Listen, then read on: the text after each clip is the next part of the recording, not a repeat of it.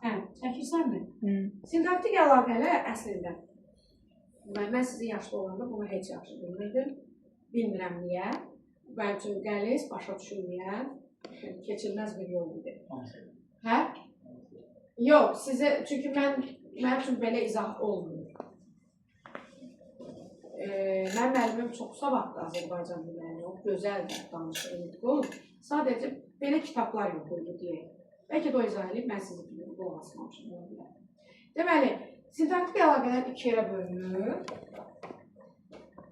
Tabeysizlik və tabelilik. Tabeysizlik bərabər hüquqlu sözlər və cümlələr arasında olur. Demək, burada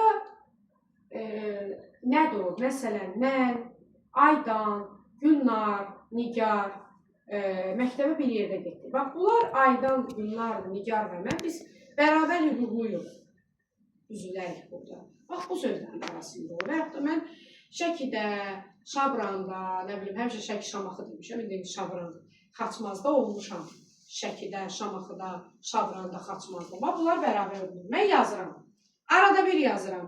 Arada bir musiqiyə qulaq asıram, arada bir çıxıb həyətdə gəzirəm. Gəzirəm, qulaq asıram, yazıram. Bunlar da bərabər hüquqludur. Yəni, baxırsan ki, eyni funksiyada iştirak edir. Bunların arasında